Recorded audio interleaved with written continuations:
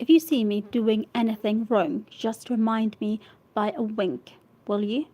Returned Joe, giving her collar a twitch, and her head a hasty brush. No, winking isn't ladylike. I'll fit my eyebrows if anything is wrong, and not if you are all right. No, now hold your shoulders straight and take short steps. And don't shake hands if you are introduced to anyone. It isn't the thing. How do you learn all the proper ways? I never can. Isn't that music festive? Down, down they went, feeling a trifle timid, for for they seldom went to parties, and informal as this little gathering was, it was an event to them. Mrs. Gardiner, a stately old lady, greeted them kindly, and handed them over to the eldest of her six daughters.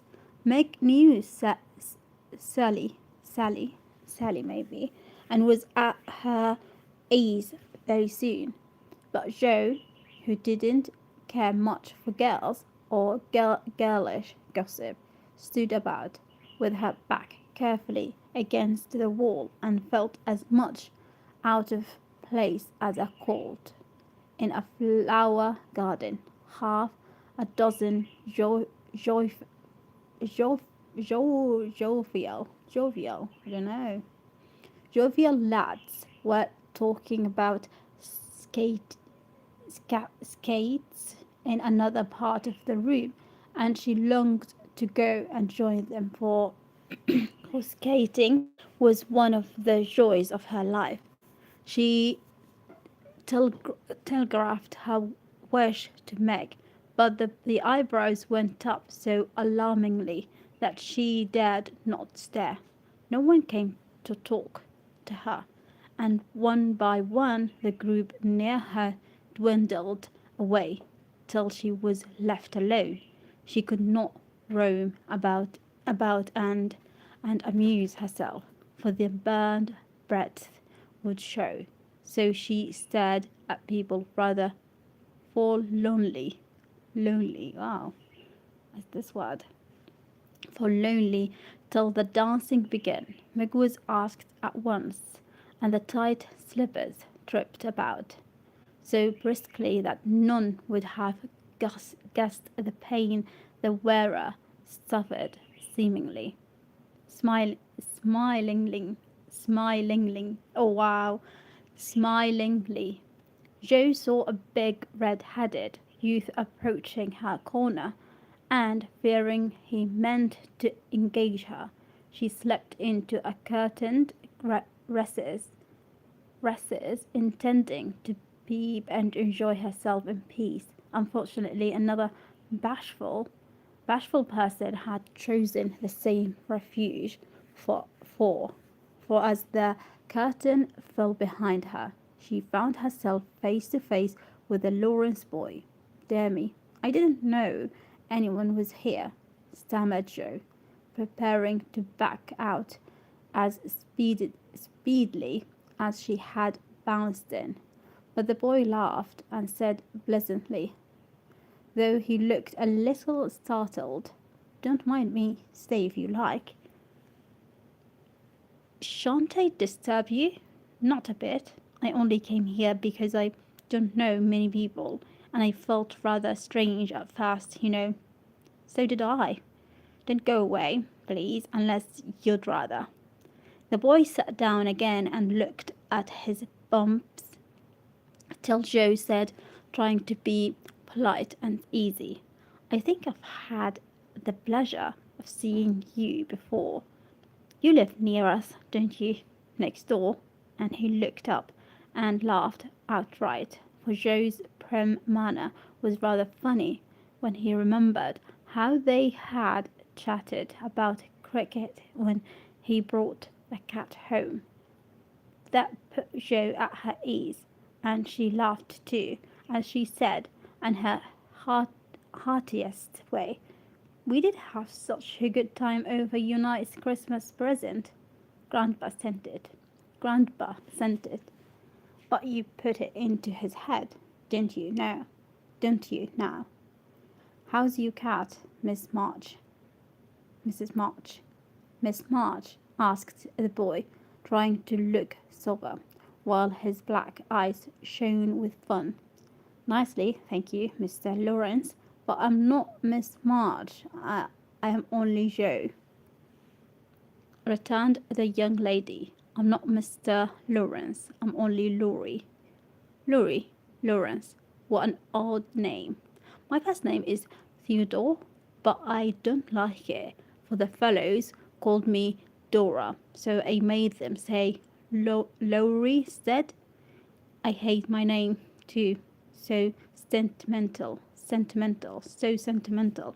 I wish everyone would say Joe instead of Josephine. How did you make the boys stop calling you Dora? I thrashed them. I can't thrash Aunt March, so I suppose I shall have to bear it. And Jo resigned herself with a sigh. Don't you like to dance, Miss Jo? Asked Laurie, looking as if he thought the name suited her. I like it well enough if there is plenty of room and everyone is lively. In a place like this, I'm sure to upset something. Tread on people's toes or do something dreadful. So I keep out of mischief and let Meg sail about. Don't you dance?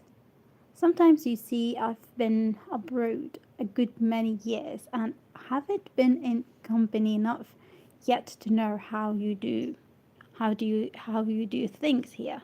Abroad, cried Jo. Oh, tell me about it. I love dearly to hear people describe their travels. Laurie didn't seem to know where to begin, but Joe's eager questions soon set him going, and he told her how he had been at school in Vavi, where the boys never wore hats, and for holiday fun went on walking trips about Switzerland with their teachers. Don't I wish I'd been there, cried Joe. Did you go to Paris? We spent last winter there. Can you talk French? We were not allowed to speak anything else at Vavi. Do say something. Do say some. I can read it, but I can't pronounce. Quilnem quitty. I don't know how is this. I don't know French either, said Laurie good naturedly. How nicely you do it. Let me see. You said, who is the young lady in the pretty slippers, didn't you? It is my sister Margaret, and you knew it was. Do you think she's pretty? Let me highlight this one and have myself.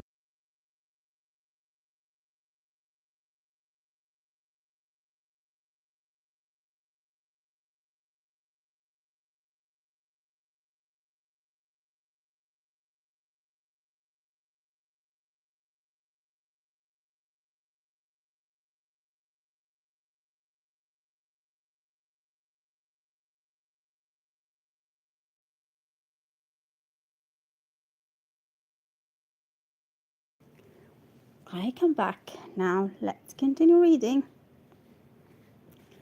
Yes, she makes me think of the German girls. She looks so fresh and quiet and dances like a lady. Jo quite glowed with pleasure at this boyish praise of her sister and stored it up to repeat to Meg. Both peeped and criticized and chatted till they felt like old acquaintances. Laurie's bashfulness soon wore off, for Joe's gentlemanly demeanor,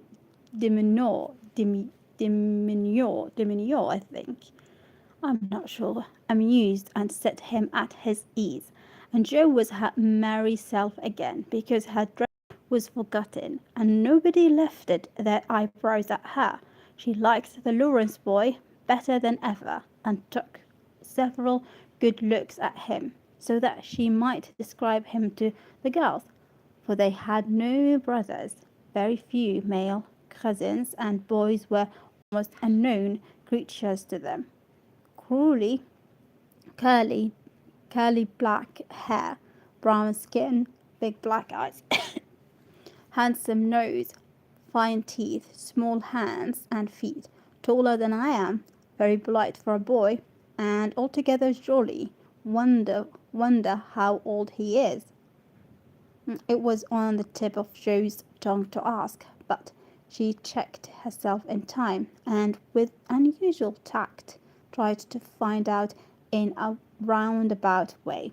I suppose you are going to college soon. I see you begging away at your books. No, I mean studying hard.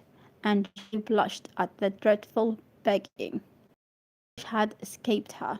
Laurie smiled, but didn't seem shocked, and answered with a shrug.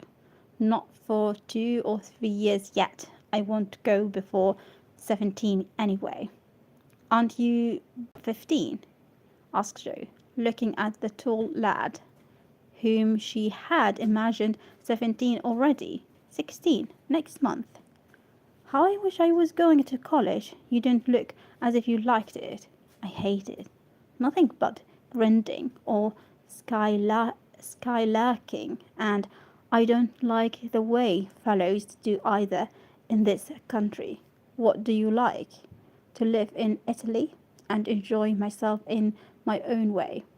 Joe wanted very much to ask what his own way was, but his black brows looked rather threatening as he knit them. So she changed the subject by saying, as her foot kept time, "That's a splendid polka. Why don't you go and try it? If you will come too," he answered, with a funny little French bow. "I can't, for I told Meg I wouldn't.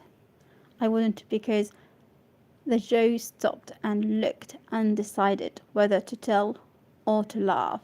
"Because what?" asked Laurie, curiously. "You won't tell?" "Never. Well, I have a bad trick of standing before the fire, and so I burn my frocks, and I scorched this one, and though it is nicely mended, it shows, and Meg told me to keep still, so no one would see it. You may laugh, if you want to. It is funny, I know." But Laurie didn't laugh. He only looked down a minute, and the expression of his face puzzled Joe, when he said very gently, "Never mind that. I'll tell you how we can manage. There is a long hall out there, and we can dance grandly, and no one will see us. Please come." Joe thanked him and gladly went, wishing she had 2 neat gloves when she saw the nice pearl-coloured ones her partner wore.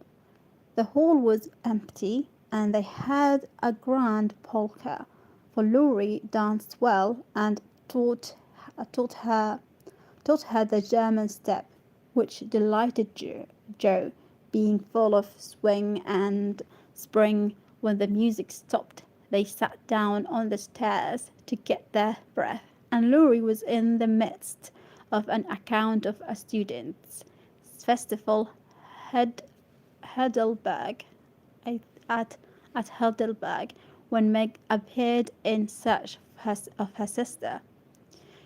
She backboned, and Joe reluctantly followed her into a side room, where she found her on a sofa, holding her foot, and looking pale. "I've sprained my ankle. That stupid high heel turned and gave me a horrid wrench. It aches so I can't hardly stand, and I don't know how I'm ever going to get home," she said, rocking to and fro in pain. "I knew you'd hurt your feet with those silly shoes. I'm sorry, but I don't see what you can do except get a carrot or stay here all night." answered Joe, softly rubbing the poor ankle as she spoke. I can't have a carriage without its costing ever so much. I dare say I can't get one at all, for most people come in their own, and it is a long way to the stable, and no one to send. I'll go. No, indeed, it is past 10 and dark as Egypt. I can't stop here, for the house is full. Sally has some girls staying with her. I'll rest till Hannah comes and then do the best I can. I'll ask Laurie. He will go, said Joe, looking relieved as the idea occurred to her. Mercy, no, don't ask or tell anyone. Get me my rubbers and put these slippers with our things. I can't dance any more. But as soon as supper is over, watch for Hannah and tell me the minute she comes. They are going out to supper now. I'll stay with you. I'd rather. No, dear. Run along and bring me some coffee. I'm so tired. I can't stare. So Meg reclined with rubbers well hidden, and Joe went blundering away to the dining room. Let me highlight this one. Which she found after going into a china closet and opening the door of a room where old Mr. Gardiner was taking a little private refreshment, making a dart at the table. She secured. It is scared or secured. Scared the coffee, which she immediately spilled, making the front of her dress as bad as the back. Oh dear, what a blunderbuss I am, exclaimed Jo, finishing Meg's glove by scrubbing her gown with it. Can I help you? Said a friendly voice, and there was Laurie with a full cup in one hand and a plate of ice in the other. I was trying to get something for Meg, who is very tired, and someone shook me, and here I am in a nice state, answered Jo, glancing dismally from the stained skirt to the coffee-coloured glove. Let me highlight this one. It is a wonderful word. Too bad. I was looking for someone to give this to. May I take it to your sister? Oh, thank you. I'll show you where she is. I don't offer to take it myself, for I should only get into another scrape if I did. Jo led the way, and as if used to waiting on ladies, Laurie drew up a little table, brought a second installment of coffee and ice for Jo, and was so obliging that even particular Meg pronounced him a nice boy. They had a merry time over the bonbons and motors, and were in the midst of a quiet game of buzz with 2 or 3 other young people who had stayed in. When Hannah appeared, Meg forgot her foot, and rose so quickly that she was forced to catch hold of Jo with an exclamation of pain. Hush, don't say anything, she whispered, adding aloud, it is nothing. I turned my foot a little, that's all, and limped upstairs to put her things on. Hannah scolded, Meg cried, and Jo was at her wits' end till she decided to take things into her own hands.